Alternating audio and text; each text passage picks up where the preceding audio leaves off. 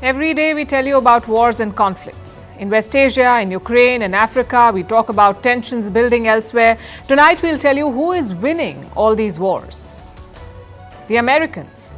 They make up more than 50% of all weapons sales in the world. Their companies rake in the profits and control the outcomes of battles in distant lands. It gives the US immense power. So for all their talk of working for peace, they actually profit from wars. Tonight we'll bring you the latest numbers. In Bangladesh, the unelected government of Mohammad Yunus is accusing India of cultural hegemony, economic harassment and interference. These are their words. India's Foreign Secretary may go to Dhaka next week, but can he fix ties which Yunus and team seem intent to break? In Nepal, Prime Minister Oli has signed the BRI framework with China should India be worried. Bitcoin has crossed $100,000. What's next? Is it a mainstream asset now? In Syria, Bashar al-Assad has suffered another setback. Rebels have taken the city of Hama. In Iran, the parliament has passed a new chastity law. We'll tell you why the president is reluctant to sign it. In France, the government has fallen. What does it mean for President Macron? Why car maker Nissan says it may not survive. And what does it say about the future of the auto industry? In the Arctic, the ice is melting. We will tell you why this will lead to conflict. And the Pope has got a new car. We'll discuss why it's making news. All this and more coming up. The headlines first.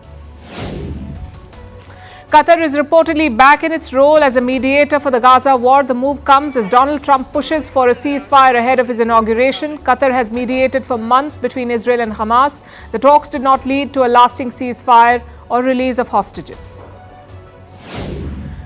Top Russian and US Army chiefs speak to each other over a phone call. The rare conversation took place last week. It was held at the request of the Russian side. The two sides discussed ways to avoid further escalation in the Ukraine war.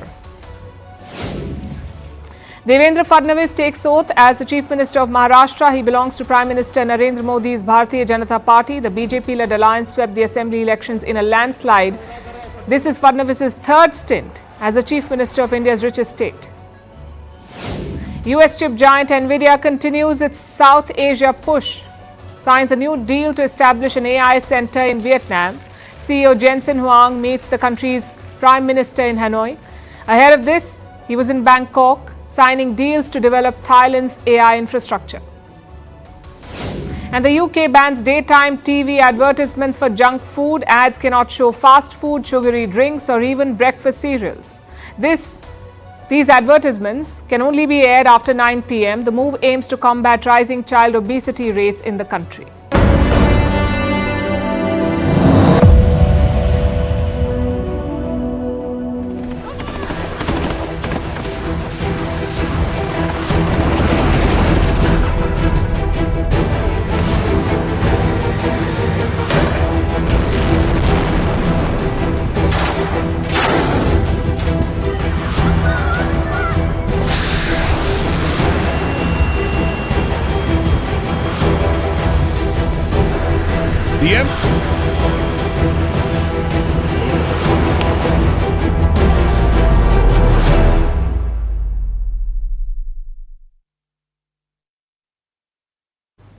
What do the wars in Ukraine and West Asia have in common? The involvement of the United States of America and their military-industrial complex. The Americans are the world's largest exporters of arms. Their weapons do not just sustain conflicts, they also escalate them, and the US profits from it. The American defense industry thrives on global conflicts. It turns chaos into profit. And it has done this again in Ukraine and West Asia. Profits of American defense suppliers have soared. We have the latest data from SIPRI, that's the Stockholm International Peace Research Institute, SIPRI. They have analyzed last year's defense deals, and they've confirmed what the world has known all along. Global conflicts boost revenues for the US. Wars help them grow. This is data from 2023. US defense companies dominated the global arms bazaar. They accounted for 50% of all weapons sold worldwide. And what was the value of these contracts? $317 billion. That's the money American companies earned. It's a big number. It's also a warning sign. It points towards a dangerous trend. A new arms race is underway and America is actively enabling it. Why do you think countries buy weapons? to maintain the balance of power, to deter aggressors and to preserve stability. But just look around you. Weapons are not ending conflicts or restoring stability. They are, in fact, intensifying wars. Out of the world's top 100 weapon suppliers, 41 companies are based in the US. These companies accounted for half of all weapon sales last year. The world's top 5 defense manufacturers are American. These are the companies: Lockheed Martin, RTX, Northrop Grumman, Boeing, and General Dynamics. Together, these 5 companies, these 5 American companies, accounted for 31% of all sales last year across the world. Only 5 American companies. What do these numbers tell you? 2 things. Number 1, just 5 US companies shape global conflicts. And number 2, these companies empower America. They amplify Washington's influence over global wars. And US presidents and governments actively support them. Look at Joe Biden's tenure. Under him, America offered defense deals worth more than $100 billion to its partners. This is facilitated by the government. These deals and contracts helped 4 companies: Lockheed Martin, Boeing, Raytheon, and General Dynamics. 58% of the weapons US sold were procured or produced by these 4 companies. 58% of US weapons sold to the world were produced by these 4 companies. So a small group of weapon suppliers holds enormous power. They shape the global arms trade. They also influence the outcome of wars. And the US, that talks about restoring peace at every possible opportunity and forum, actively backs these companies to enable war. This is their business model. More wars, more weapon sales. Last year, global defense sales crossed $600 billion. That's 5% up from 2022. Military budgets are increasing across the board. Last year, they surpassed $2.4 trillion globally. This marks the largest annual increase in more than 1 decade. And once again, the winners were American companies. They're widening their net, finding new customers. Take India, for example, the world's biggest defense importer. For decades, India's top supplier has been Russia, but now Russia is caught in a war. Supplies have taken a hit, so India is set to be turning to American firms. Multiple agreements have been cleared recently. This includes a major drone deal. India is buying 31 long-range American drones. This deal is worth $3 billion. Another one is in the pipeline. This one is to jointly manufacture jet engines. But this project has faced major setbacks. American giant General Electric, or GE, is involved in this one. GE signed up to supply jet engines to India. These engines were supposed to power India's new light combat aircraft, but the deliveries were delayed. They were pushed back to 2025. In the month of October, India was mulling penalties on GE for these delays. And there's a lesson here for countries like India. Relying on a single partner, especially a partner like the US, is risky. Washington has a finger in every pie, and despite its moral grandstanding, its goal is pretty clear. America is looking for business, and that is why it enters wars where it has no business being involved and turns global conflicts into engines of profit.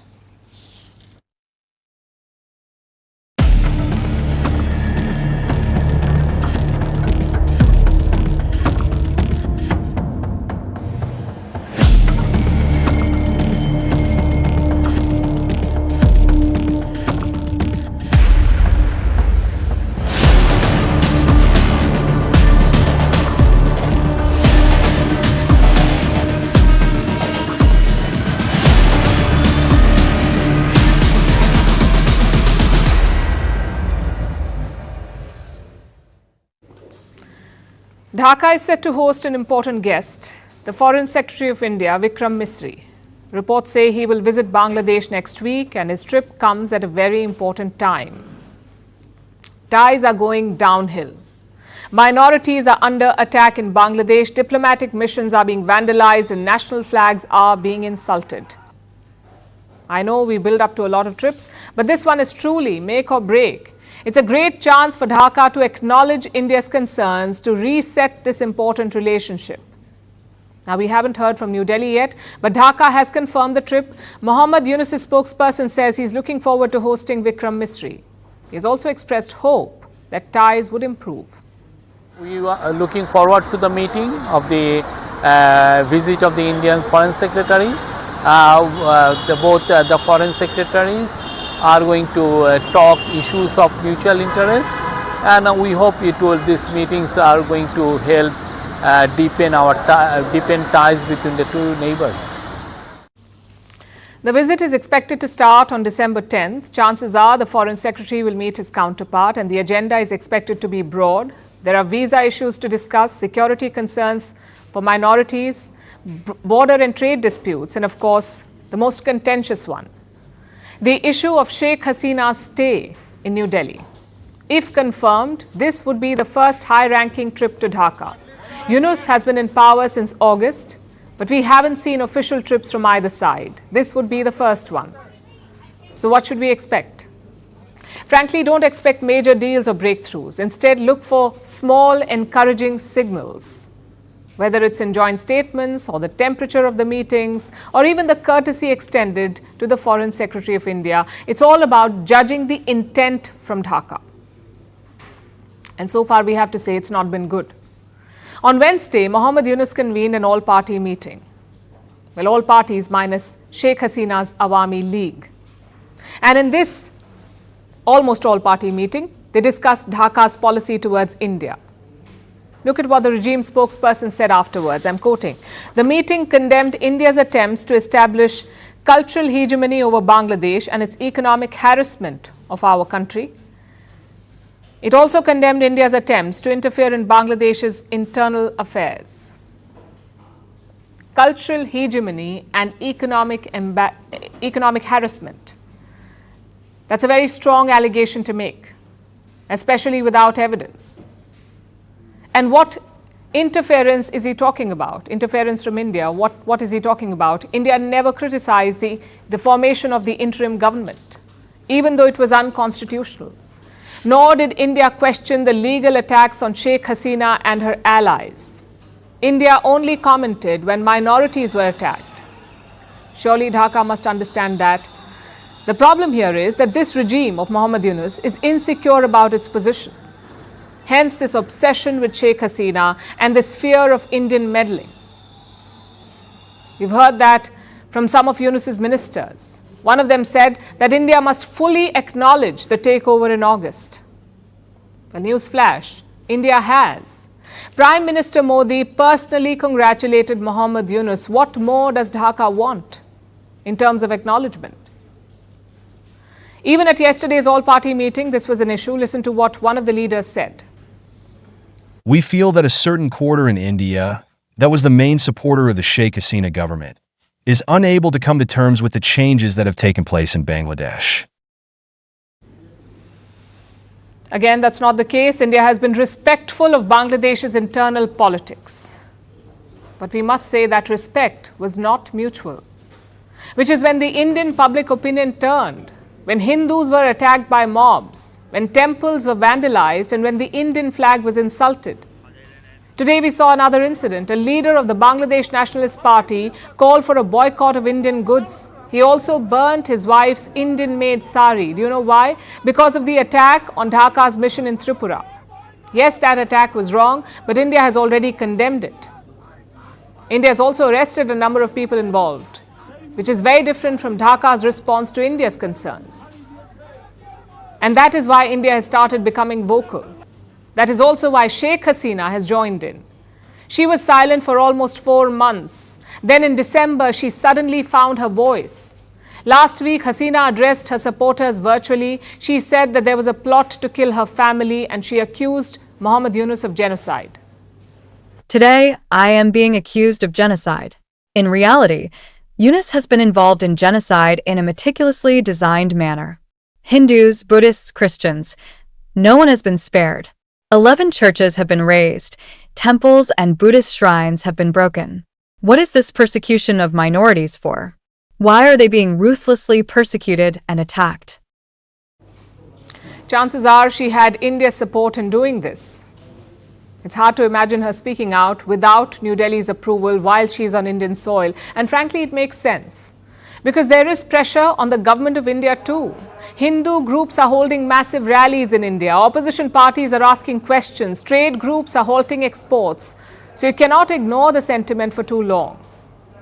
The question is, what is the way out?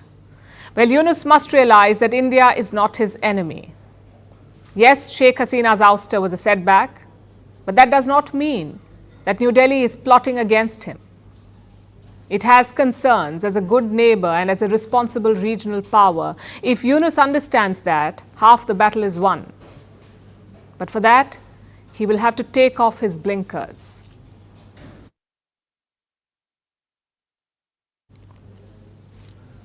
Staying with the region, another Indian ally appears to be straying. I'm talking about Nepal. Their Prime Minister was in China for the last 4 days. You may remember this leader. His name is KP Sharma Oli. Oli took charge in July this year. Most Nepalese prime ministers are expected to visit India after taking office. That has been the practice. But KP Sharma Oli did not get an invite from New Delhi, so he visited China instead. And it's not like he's complaining, because Oli leads a faction of Nepal's Communist Party. He is known to be a pro-China leader. In his last term, he also kicked up a controversy with India. Oli released a map claiming Indian territories as Nepal's. He prefers China over India. We saw further evidence of that this week. Nepal, under Oli, signed the Belt and Road Framework with China, the BRI framework with China. Now, to give you some context, Nepal first joined the BRI in 2017, but the projects never took off, mostly because of debt trap concerns in Kathmandu, also because India opposed it. Oli, though, does not seem to care. He has signed the BRI framework with China. The next step is deciding projects for implementation. In 2017, some 35 projects had been identified for this. By 2019, that number fell to 9 projects. Let's see which projects China and Nepal choose this time. Also, what sort of reaction this move gets, especially within Nepal's government. We say this because Oli leads a coalition government. There are other parties in the alliance that he must take along. His foreign minister, for instance, is from the Nepali Congress, and she visited China last week. And she made one thing very clear. Nepal will only take grants for BRI, not loans. The difference is quite simple. You have to pay back loans. You do not have to pay back grants. Nepal only wants grants, not loans. That's what the foreign minister said. So what does the newly signed framework say? Well, it doesn't say grant or loan. It says aid and technical assistance for projects. Will this terminology satisfy his coalition partners? Well, Oli returned to Kathmandu today, so we'll find out soon enough. For now, let's focus on his stay in China. The Prime Minister met Xi Jinping on Tuesday. Xi promised to expand China's ties with Nepal. Listen in. 总理先生，可谓中国人民的老朋友。 China and Nepal are good neighbors, good friends, and good partners connected by mountains and rivers. The Chinese side is willing to work with the Nepali side to stay true to the original aspiration of establishing diplomatic relations, consolidate traditional friendship, deepen mutually beneficial cooperation, and promote new and greater development of a China-Nepal strategic cooperative partnership featuring everlasting friendship for development and prosperity. 建交70周年。 Then it was Oli's turn. The Nepalese Prime Minister was all praise. He called Xi Jinping a dynamic and towering leader of our times. There is no issues, only friendship between Nepal and China. Our cooperative relations are as tall as Himalayas. We are inspired by the astonishing achievements made by China after the founding of the People's Republic of China under the Communist Party of China, especially under your able and visionary leadership. Mr. President, you are a towering and dynamic leader of our time and a true friend of Nepal. Interesting statements there. Oli says there is no issue between Nepal and China. Well, that is news to us.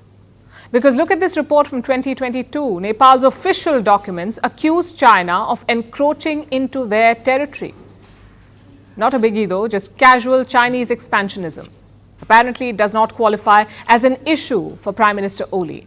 He had other engagements lined up too. Yesterday, he was at the Peking University. He also spoke to the Chinese business community in Beijing. He called for stronger commercial ties. I encourage the business community from both the countries to work together for mutual benefit. Your increased collaboration and partnership will contribute to further enhancing our economic cooperation. I believe the private sector is the real engine of economic growth and prosperity. So how should India see all of this? With some concern. And there are two paths to Oli's China outreach. The first is the BRI projects. The second is the political alignment. BRI is a long-standing concern for India. China could end up building strategic infrastructure in Nepal like airports, railway lines and digital connectivity, grants or loans. That's a foothold for China. And that too on India's doorsteps. The second part is political alignment. And here there is some respite. There is no multi-partisan support for Nepal's relationship with China. Oli is the main driving force behind it. You just heard him praise the Chinese Communist Party and the Chinese president. There's clearly a partisan angle to it, a sort of communist reverence. But Nepal's other political players are different, and India knows this. In August, New Delhi hosted the foreign minister of Nepal. Like I said, she belongs to Nepali Congress, a party that traditionally favors India. Therefore, she got an invite. But her Prime Minister, KP Sharma Oli, did not. It tells you what India's thinking is. There is enough goodwill for New Delhi and Kathmandu. Plus, this is a country where governments change regularly. So it's all about having patience. As for leverage, India has enough of that too. India makes up 65% of Nepal's total trade. China makes up only 15%. India invested around $700 million in Nepal last year. China invested 250. So the numbers are still stacked in New Delhi's favor. The key is to keep it that way, irrespective of who is in power in Kathmandu.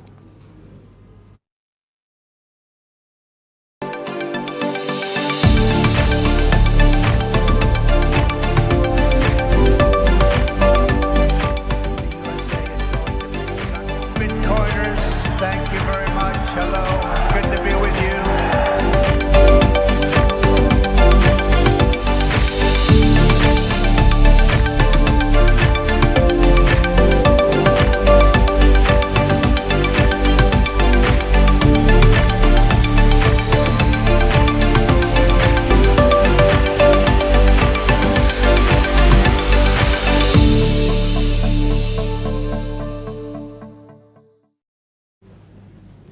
It was May 22nd, 2010. A Florida man was looking to buy some pizza, specifically 2 large pizzas. So he went on a Bitcoin talk forum and made an offer. 10,000 Bitcoins in exchange for 2 pizzas. A British man took him up on the offer. He delivered the 2 pizzas and he got 10,000 Bitcoins in return. At that point, it did not seem like a lot of money. 10,000 Bitcoins were worth only $41. So it was a fair deal. But today, it would have been a couple of multi-billion-dollar pizzas. Because look at Bitcoin, it has topped $100,000 for the first time ever. Today, 1 Bitcoin is worth $103,000, $103,000. It's a record high for the world's most popular cryptocurrency. And a day many thought would never come. So how did Bitcoin reach here? What fueled this rise? And what does it mean for the future of crypto? Should you buy it? This story begins in 2008, the year of the global financial crisis. Distrust was growing in traditional finance systems. Amid all of this came a 9-page white paper about a payment system called Bitcoin. It was published by an anonymous person going by the name Satoshi Nakamoto. The idea was to create a decentralized digital currency. What does that mean? What is a decentralized digital currency? The transaction would happen digitally, directly, from user to user. There will be no middleman. No banks, no governments. The first Bitcoin was launched in the year 2009. It was created by a process called mining. Each Bitcoin is basically a digital file. It is stored in your digital wallet. You can spend it from your wallet. You can even send it to other people. Every single transaction is recorded. It's on a public list called the blockchain. That means you can trace it back. Now, in the beginning, Bitcoin was the realm of tech enthusiasts. one Bitcoin was worth mere cents, so they bought it in bulk, like Britain's James Howells. He had over $700 million in Bitcoin stored on a hard drive, a sum he had accumulated over the years.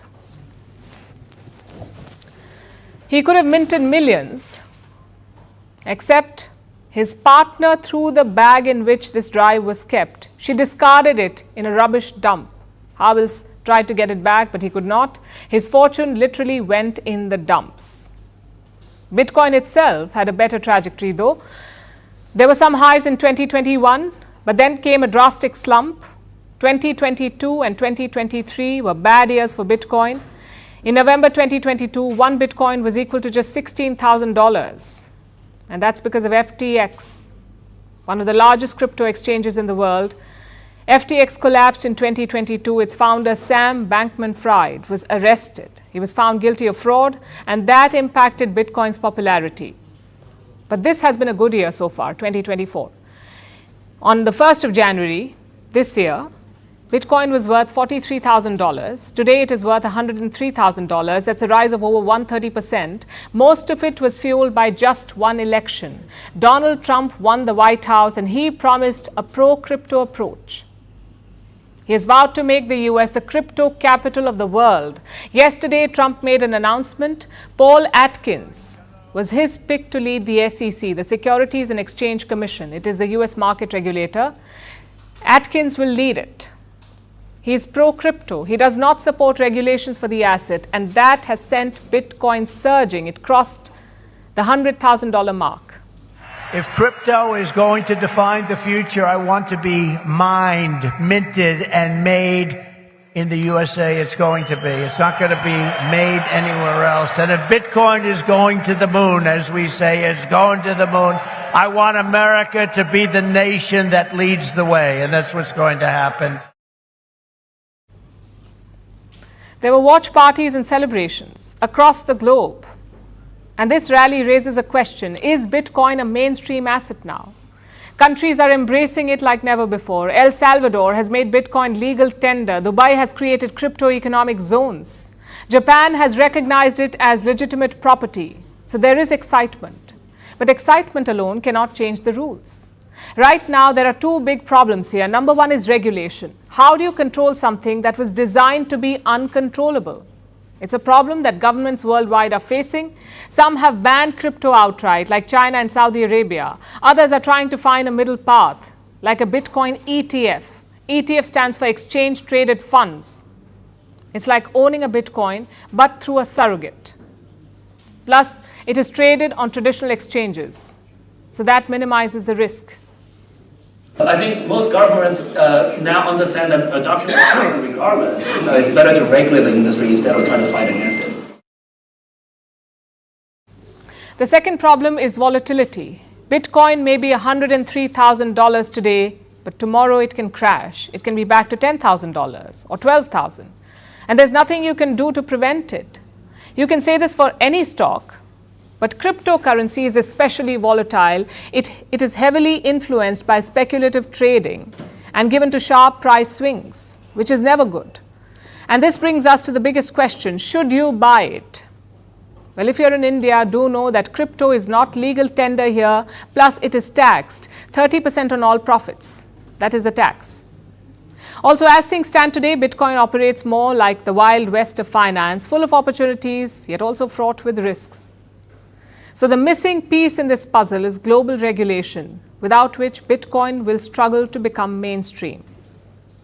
Yes, Trump has created a favorable environment, but even as the president of the mighty United States of America, he cannot single-handedly rewrite the rules of global finance. That would require global political will, a coordinated system spanning nations. Until then, Bitcoin's future remains uncertain.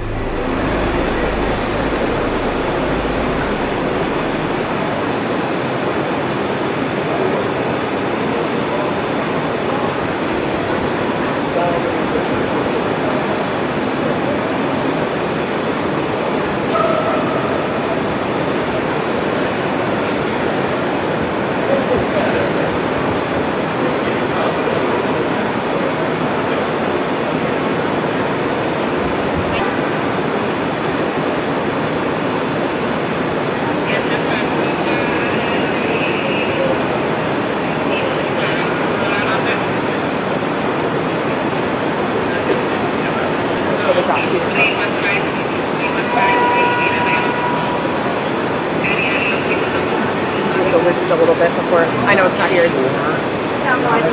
Okay.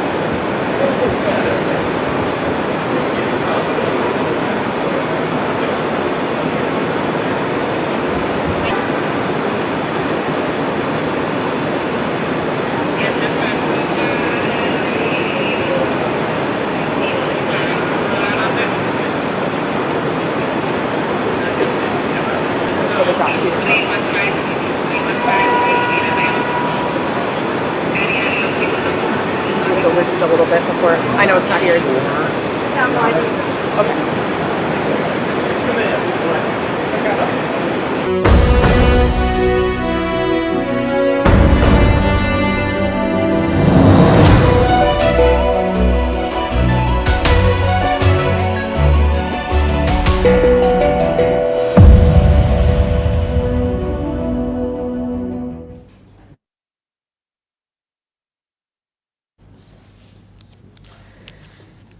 Iran is making news for a new law, a controversial chastity law with rules on how to dress up, especially for women. No tight clothing, no showing your skin, and most importantly, proper hijabs.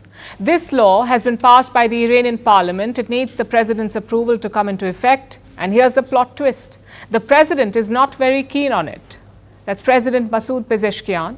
He took office earlier this year. He campaigned against the strict hijab regulation in Iran. So can he do a complete U-turn and sign this new law? And if he doesn't, will life improve for the women of Iran? Our next report tells you.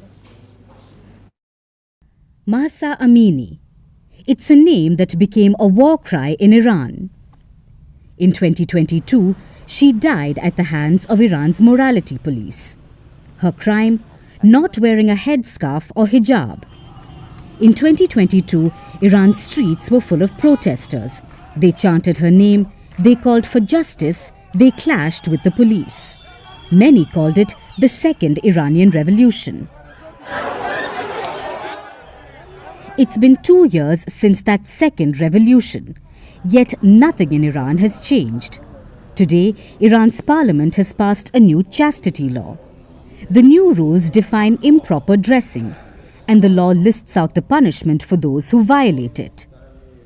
For women, there should be no exposure below the neck, above the ankles or forearms. They cannot wear tight clothing. Hijabs too must be properly worn. For those who defy these rules, there are harsh punishments. Fines of up to 20 months of the average salary, travel bans, restrictions on internet access, and even imprisonment. Surveillance cameras will now monitor compliance in public spaces. So will the Trade Ministry. It has been tasked with monitoring clothing producers and suppliers. The law has been approved by the Parliament, and it's been approved by the Guardian Council. It must now be signed by the President to come into force. But Iran's President, Masoud Pezeshkian, isn't in favor of it. During his election campaign, he criticized the strict enforcement of hijab regulations. He voiced his opposition to this bill too, but there's not much that he can do. His approval is largely ceremonial, and any further dissent sets him up for a showdown, especially with the country's supreme leader. Which brings us to the story of Iran itself. The hijab was introduced in Iran after the 1979 revolution. Today, it has become a symbol of control, a way to keep women in check. Most Iranians reject mandatory headscarves. A 2020 survey found that 72% of Iranians opposed a compulsory hijab. But that hasn't changed anything. In 2023, an unveiled teen was found unconscious after an alleged altercation with Iran's morality police. She later fell into a coma and died. In November this year, a female student stripped to her underwear outside her university. It was a protest against the country's strict dress code. She was promptly arrested, and there's no news of her after that. These incidents are not just tragedies, they are testaments to a deep and growing disconnect between Iran's rulers and its people. On one side, a regime clinging to its interpretation of morality. On the other, a populace increasingly unwilling to comply. This new chastity law only widens that divide.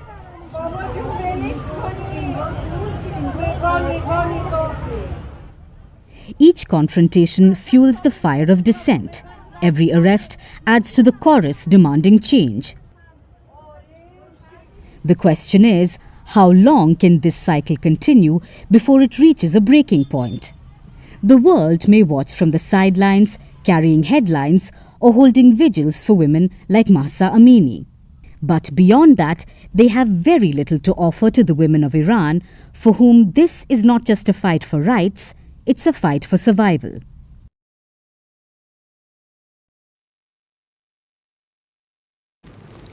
Now to Syria, where losses are mounting for Bashar al-Assad. The rebels have captured another city, the city of Hama in central Syria.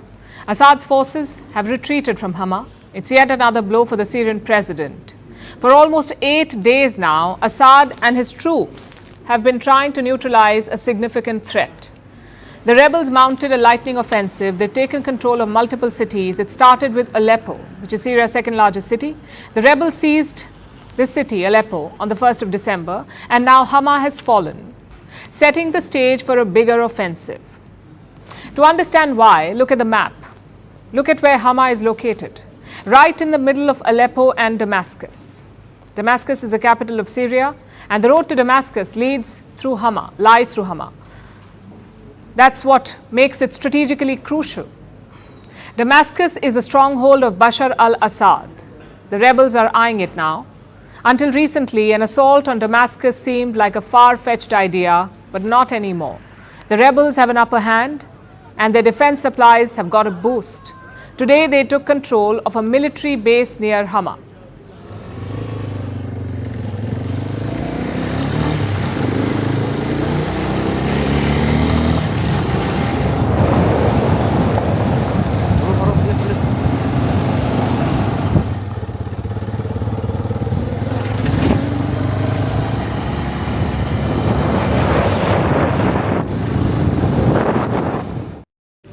The fall of Hama is a serious setback for Assad's regime.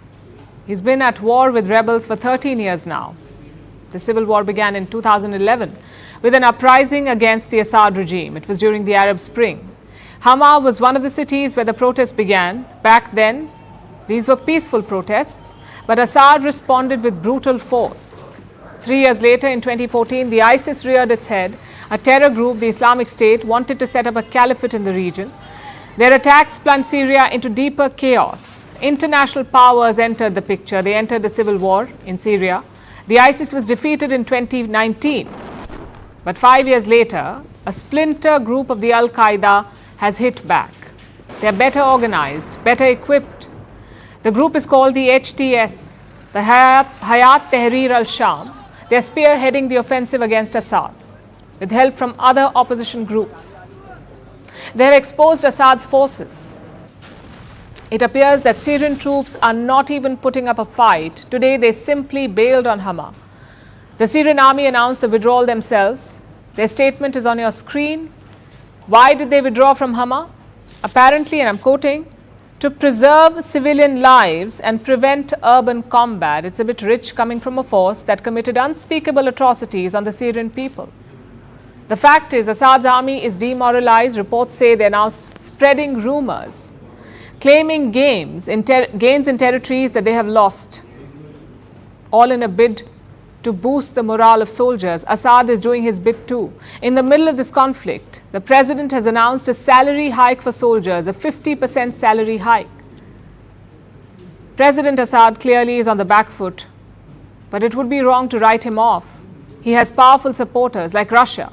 Reports say Moscow is sending reinforcements. It is sending mercenaries to Syria. These are former soldiers of the Wagner Group, Russia's private military force. Wagner was created by Yevgeny Prigozhin in 2014.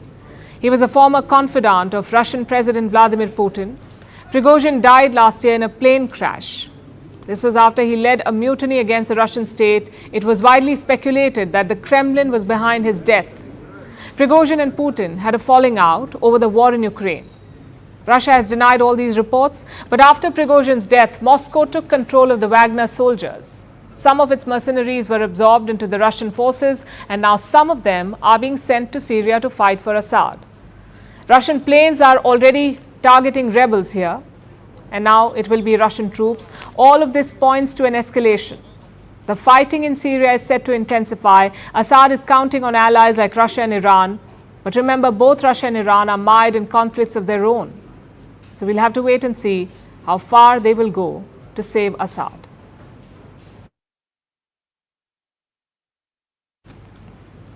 In France, the government has fallen. It's a first in 60 years. Prime Minister Michel Barnier is on his way out. And many are asking if President Macron is next. This is, after all, a crisis of his making. It began in June this year. Emmanuel Macron called for a snap election out of the blue. But the result was not what he anticipated. A coalition of left parties came on top. Macron did not give up. He took his time, almost 2 months, and chose a centrist candidate as prime minister. That prime minister was in office for barely 3 months. This week he has been ousted, and this leaves France without a prime minister and a budget. Their economy is struggling. They're set to host 50 world leaders in Paris this weekend, and calls for President Macron to resign are growing louder. Is this the beginning of the end for the French president? Our next report tells you. On Wednesday, Emmanuel Macron was strolling through the desert. The French president was in Al Ula, marveling at ancient landmarks in Saudi Arabia. It seemed a world away from the domestic crisis looming back at home, because just hours later, Macron was back in Paris, heading directly to the Élysée Palace. The emergency, the fall of his government. It's the first time a French government has been toppled in 60 years. On Wednesday, Prime Minister Michel Barnier was ousted in a no-confidence vote. He had been in office for only 3 months, but the National Assembly has ousted him. The proposal was floated by the left parties, but it was crucially backed by the far right, including Marine Le Pen. 331 lawmakers voted in support of the motion. That's more than the 288 votes needed for it to pass. The disagreement was over an austerity budget that Barnier pushed through without approval. But the turmoil did not begin here. In June, Macron's party lost in the EU Parliament elections, so he called for a snap election. Le Pen's National Rally Party was supposed to win, but in the end they were kept at bay by the New Popular Front, an uneasy alliance of 4 left-wing parties. They have the numbers in the assembly, but not enough to push their prime ministerial candidate. So Macron chose Michel Barnier as prime minister. That didn't go down well with the left. They have been calling for his ouster from day one, but a new budget gave them the opportunity. Barnier's budget proposed to save 60 billion euros. It was by raising taxes and cutting public spending. It didn't go down well with the left. But surprisingly, the right too agreed. Marine Le Pen called the budget toxic for French people. So they voted him out. Now, Le Pen's argument may have been she didn't like the budget. But she has a bigger ambition here. Oust Barnier first, and then Macron himself. Emmanuel Macron won the presidential election in 2022. His term ends only in 2027. Technically, he doesn't have to resign, but Le Pen seeks to bring him down. It's up to Emmanuel Macron's conscience to order him if he can sacrifice public action and the fate of France to his pride. It's up to his reason to determine whether he can ignore the evidence of massive popular distrust, which in his case I believe to be definitive. And right now, she has the support of the French people. Polls show 54% are in favor of Macron resigning. They want an election in 2025. Other opposition lawmakers too want him out. So the calls are growing for him to resign. However, Macron has rejected this idea, saying such a scenario amounted to political fiction. But while a resignation may not be on the cards, Macron has bigger problems ahead. He will need to appoint another prime minister who will have to pass a new budget quickly, or else an economic crisis could engulf France. Right now, France's debt is at 3.2 trillion euros. Its budget deficit is at 6.1%, and it's only rising. French companies are laying off people. Public workers are agitated. The immediate question is, who will Macron choose as the next prime minister? But bigger questions loom. Can France's deeply divided political system overcome its paralysis? And will Macron survive this crisis?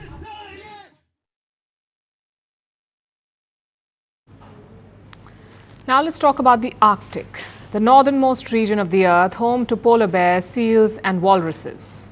It is a unique habitat and it covers a vast area, about 16 million square kilometers. Every year, the Arctic witnesses a seasonal event.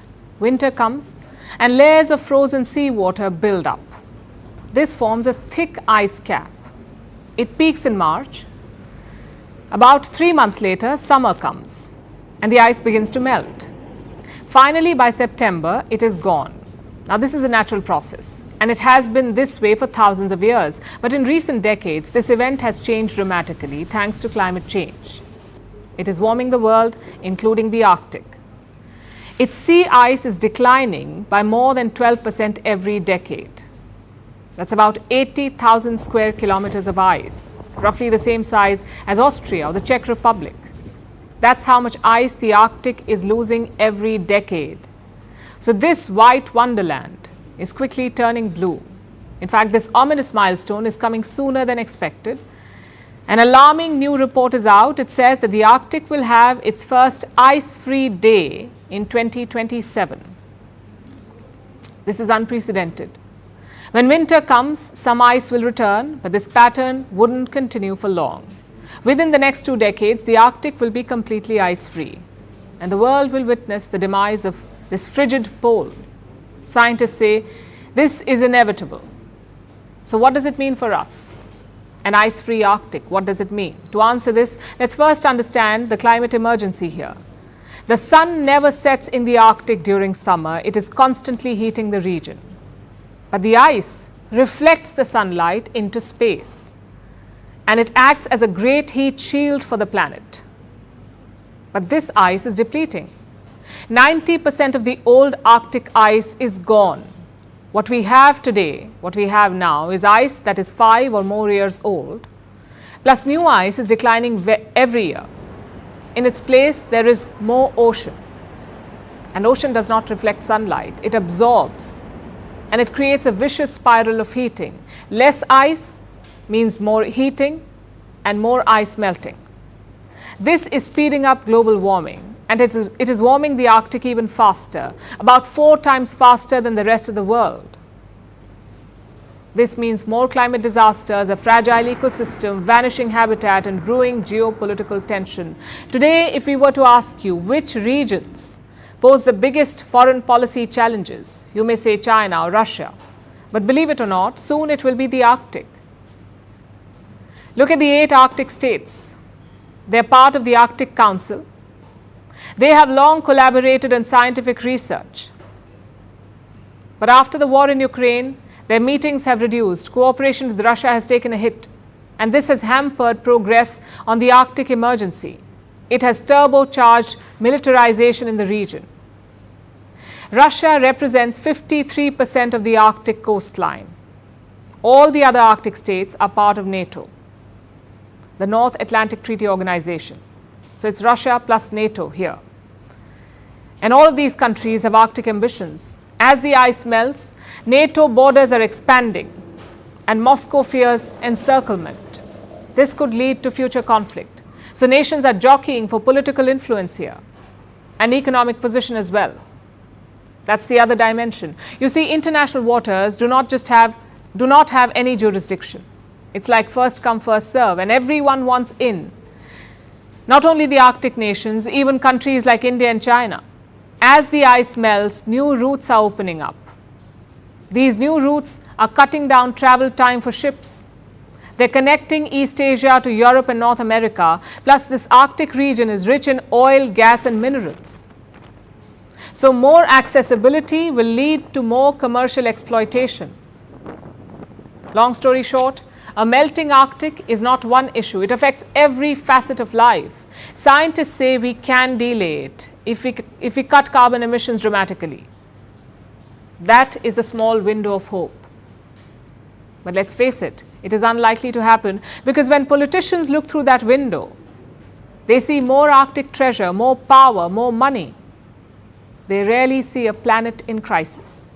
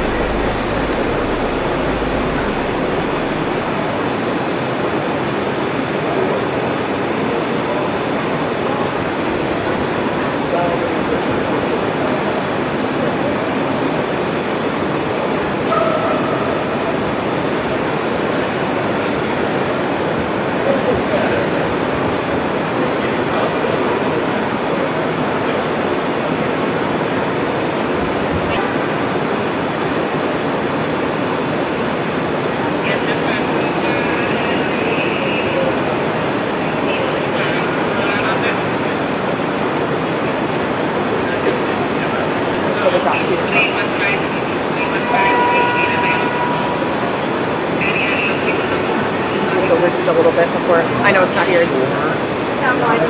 Okay.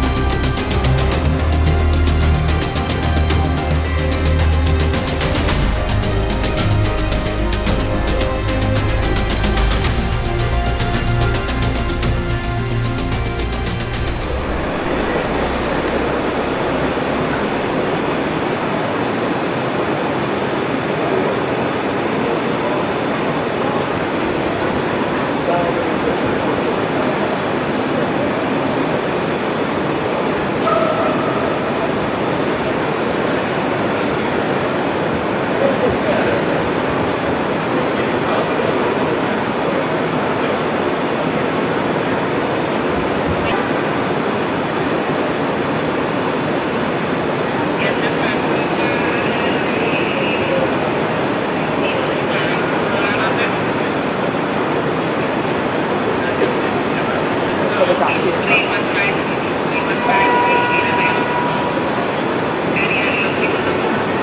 we're just a little bit before. I know it's not here. Okay.